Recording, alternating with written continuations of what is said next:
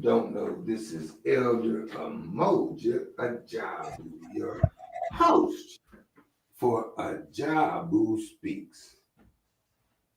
This program serves a dual purpose. It also is the political education class for the Black Panther movement. Your professor,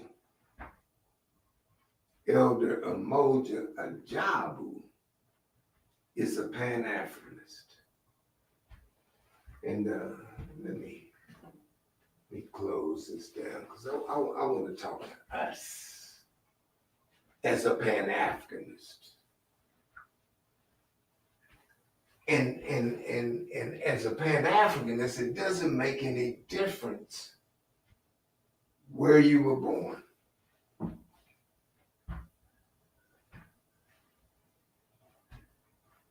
If you're born outside the African continent,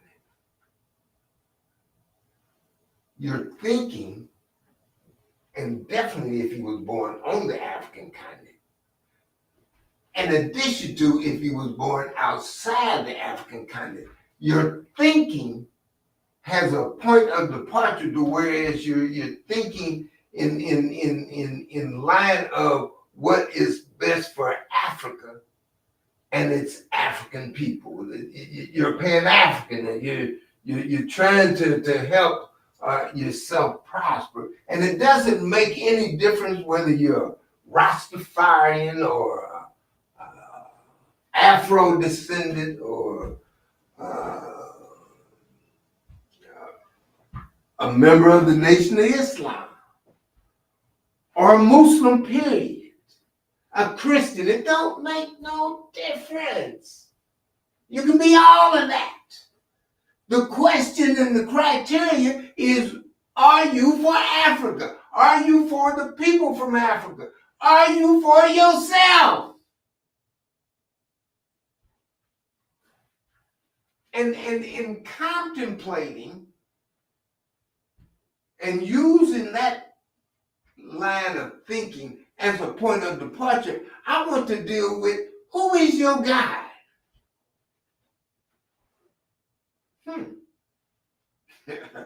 Yeah, I don't went spiritual on you. But I want to know, who is your God? How are you thinking about your God? What is your theology? What is your study of God? How are you studying God?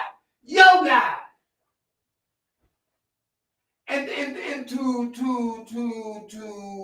set that up, I want to borrow an analogy that the Honorable El Hajj Malik Shabazz, an analogy that he used, and that even reminds me there that boy, I got to give thanks and honor to the Honorable Malik Zulu Shabazz. Now, I'm not talking about his words. I'm going to be talking about the words of El Hajj Malik Shabazz. But I want to give thanks and honor to Malik Zulu Shabazz before I use El Hajj's words to teach his lesson. Brother, thank you. You're to be honored. You're leading our people toward our liberation. You're asking the right questions. And you're sending people to get the information, knowledge, and understanding to which you can make decisions. And that is worthy of thanks. And I'm giving it to you right now. But in order to go forward in this lesson, I want to use the words of El Hajj Malik, El Hajj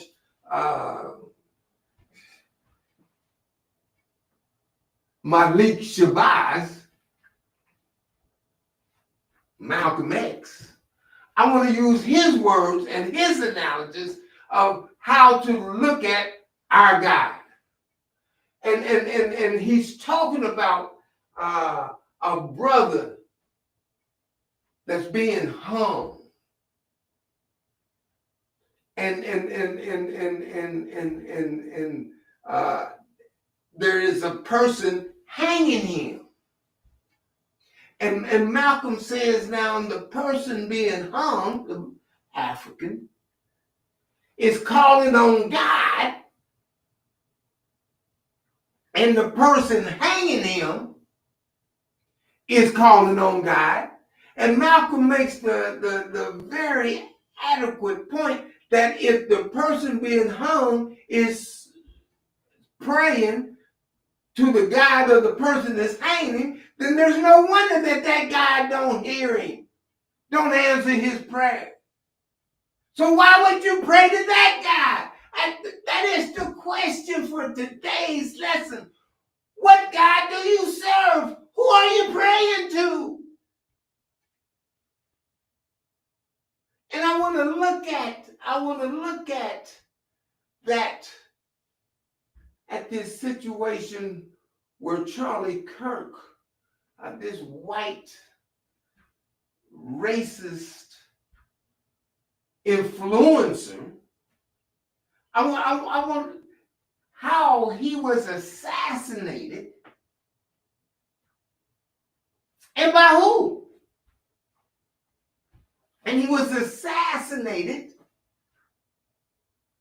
by another white boy, Tyler Robinson, who 8 years ago was a Trump supporter. Looked like he went to Halloween in a Trump costume in 2017. Looks like he was a supporter. But now, Trump duck, I call him duck,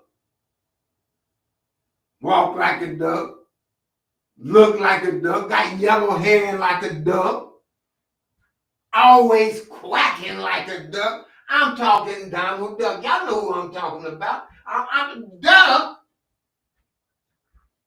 Now, Willie Kirk is his ardent supporter, and someone that looks like used to support him goes out and kill him on the Utah University campus. And when you look at that from a Pan-African point of view, and then Lord knows you hope that it don't have to come to that, but history proves that sometimes you got to use violence to stop violence. And so this white boy and Tyler, not Tyler Perry, not TP, Tyler Robinson, the white boy, went and shot the white boy, Kirk, because Kirk was talking about us in a negative way. He was a maggot guy. He was a white man's white man. He was saying, why do we have to be concerned about what they did to us in slavery? Shit, you had black man, you done had enough time to straighten that all up. Don't come bringing that to me. Yeah, I done it. Meant to do it. I'm not really concerned about you getting out from under. But you done had enough time. Don't be coming to me telling me about getting out from under the impact of what my enslavement did. I don't want to hear that. And he was getting big audiences on the college campus. And Leroy, what's his name? Tyler, not Tyler Perry, Tyler Robinson, Tyler, the white boy, went and killed the white boy. And there are people who are saying that Tyler is the devil for killing Kirk. Now, there's a person of African descent as an African, as someone who is a God-fearing person. Uh, who is the devil in that situation if you're looking at it from a God that has chosen you? Who is the devil? Is the devil the one that killed the person that was talking about your demise, that he didn't care anything about you? Is that the devil? Or is the devil, the angel, the one that killed him?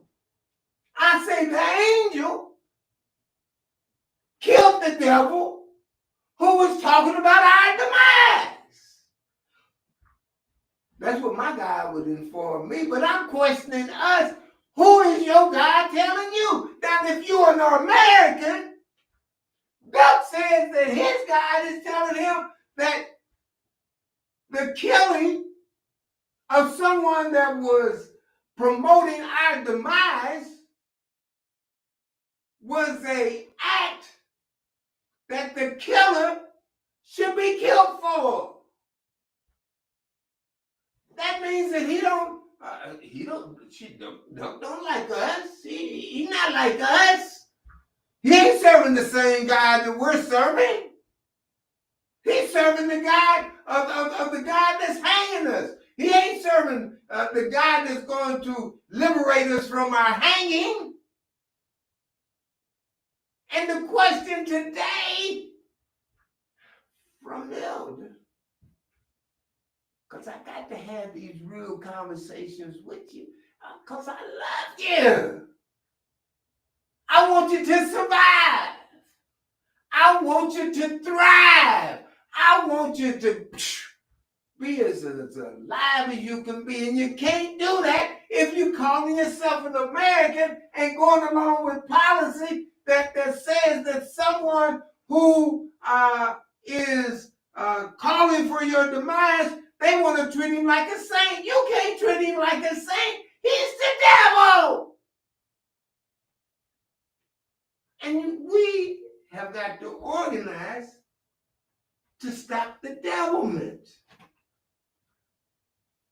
And if you move from, in my opinion, Tyler being the angel that killed the devil Kirk,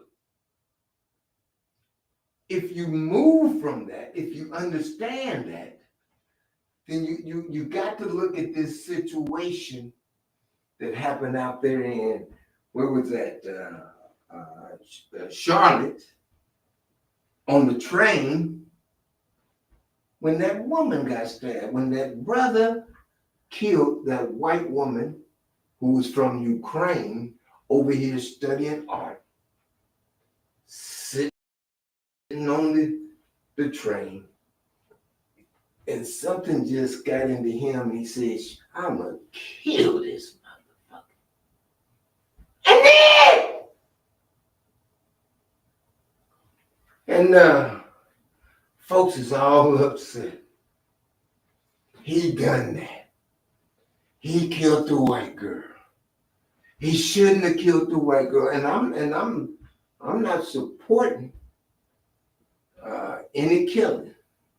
But I understand as a military man that sometimes you got to kill in order to stop the killing. Killers don't understand anything but being killed, and once they understand that you're killed, then they stop killing. And sometimes you got to use that method. And so when the brother DeCarlos Brown killed that white girl, I went to Nat Turner.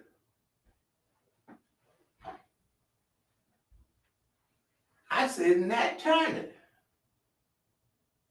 That's what he had to do. And when he done that, it stopped them. It made them, we got to stop it enslaving them Africans. Shoot, if it's causing that kind of behavior, well, we don't want that. Look, let's talk about changing that. And it caused that discourse in the American psyche. And so now when the Carlos went and killed that white girl, I went to that. And I couldn't help that and think about what they done to us on a mass scale. And I Betsy Smith and her John spoke about that South and what they done to us. And I want to hear it, what they done to us. What did they do to our Kylie? See, that's the preacher in me. When you want to, what they say, get a prayer through. You got to say it like you mean it. You got to say it like you upset with God. You got to say, God,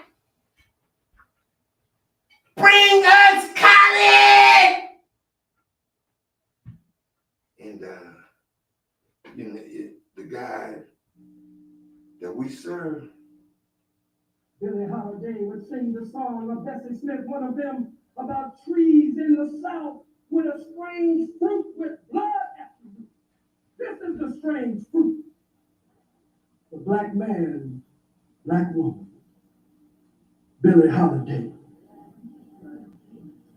Take pregnant black women, bring them out in front of other black women, strip them naked. What?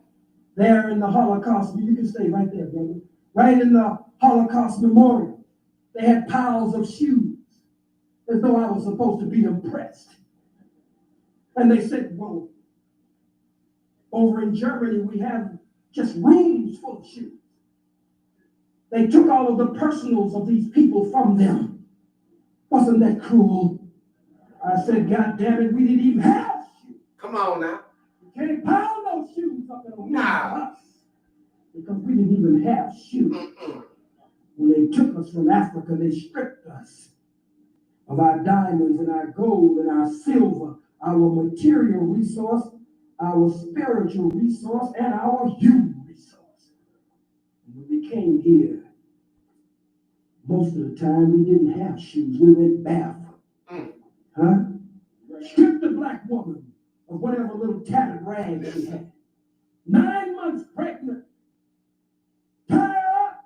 Listen. Tie horses to one leg, horses to the other leg. Beat the horses, make them run in opposite directions until they rip and pull the black woman apart, and the unborn black baby fall from her, and a no good cracker would bring another black woman out, her stomach full 9 months with the fruit of her womb, take his knife and stick it in her full stomach with the roundness of her stomach, rip it open and stick his AIDS, syphilis, gonorrhea, hand inside and snatch the unborn black baby from her, throw it to the ground and crush the baby's head with his boot heel.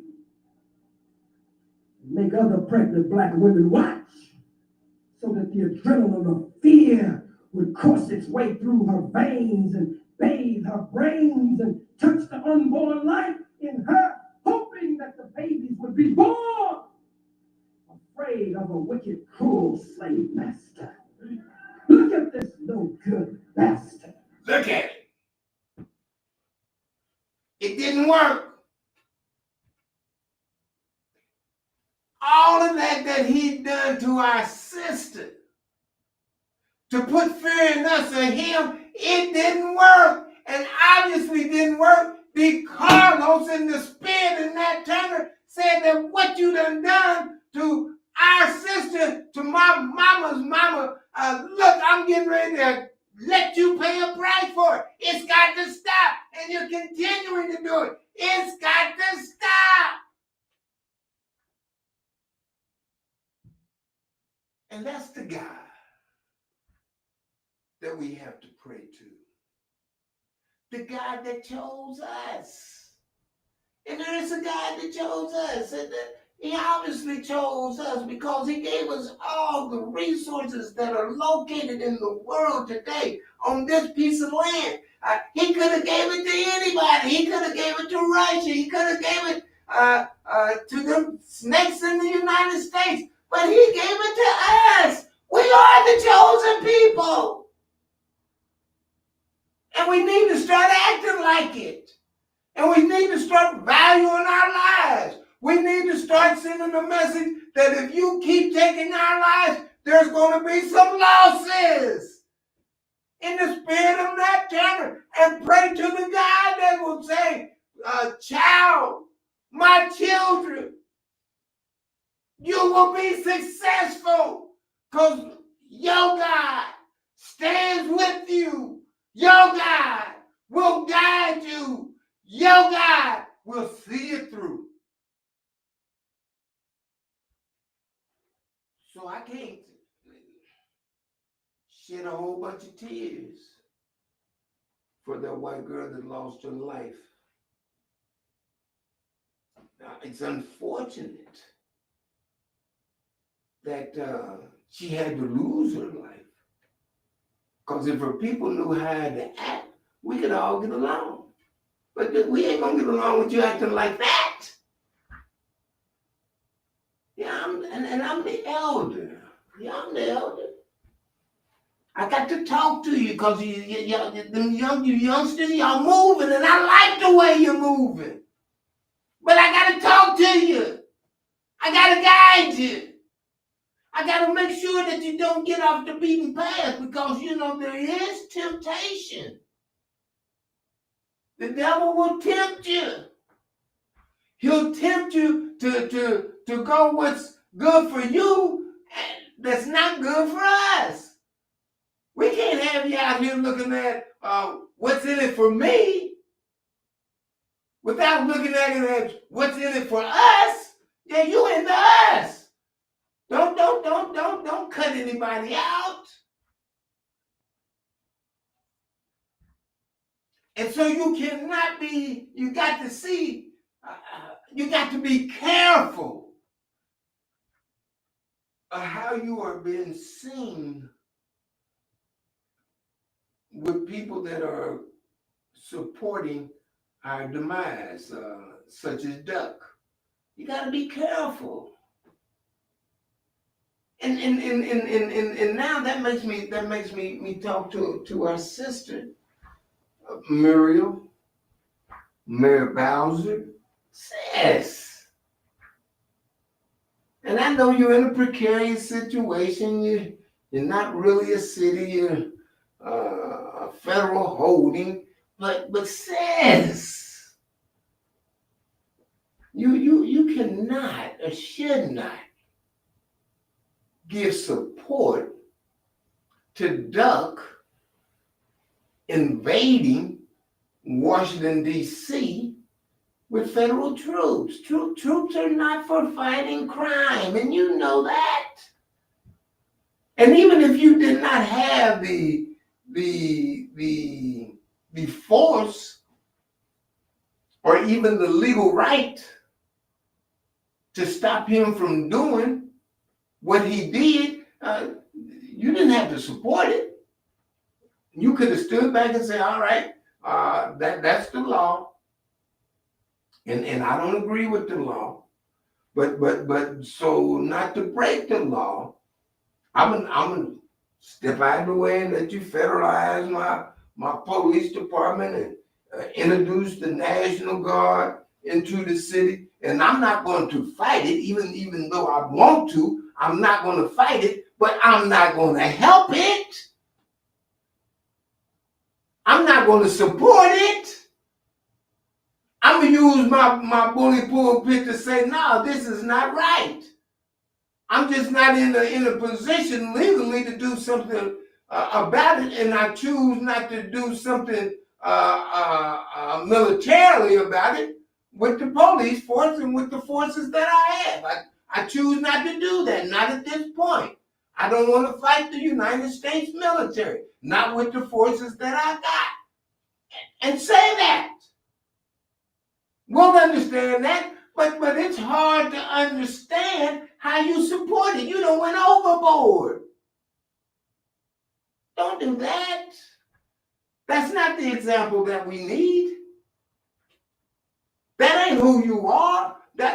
Who is the God that you serving? You look like you at that point, you serving the God that's hanging us, not the one that's trying to stop us from being hung. Who you serving? Mary Bowser? Muriel? Who are you serving?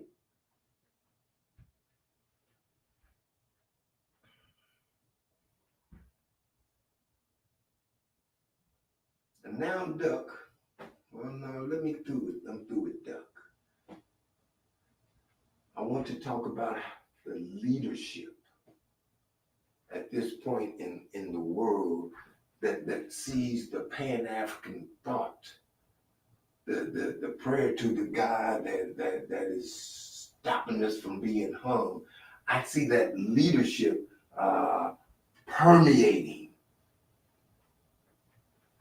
in the Sahel,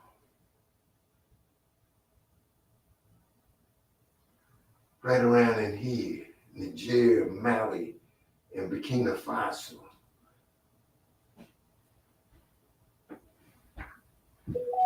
This man,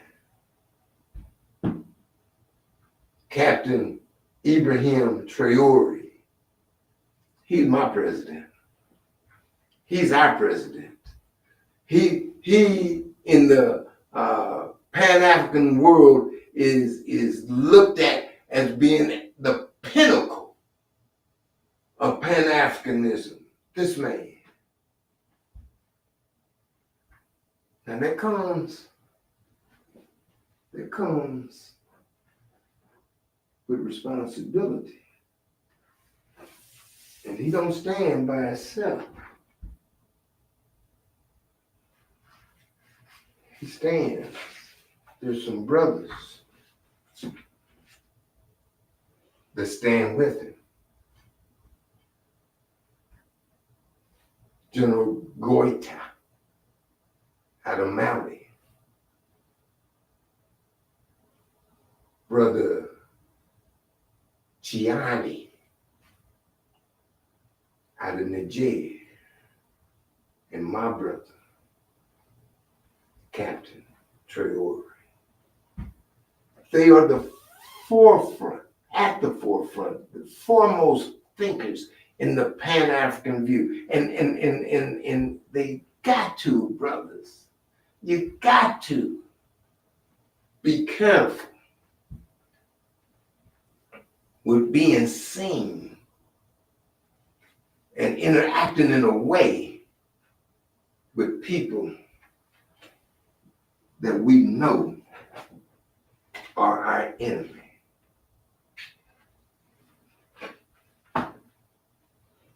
This cat is not our enemy. It's not our friend.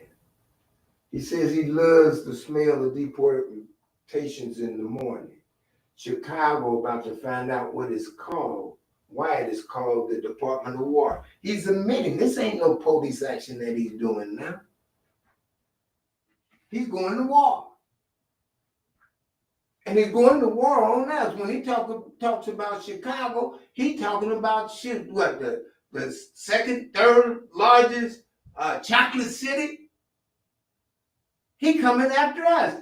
They done already arrested a brother in Cincinnati from Burkina Faso. We are one. They can't tell the difference. They coming after us.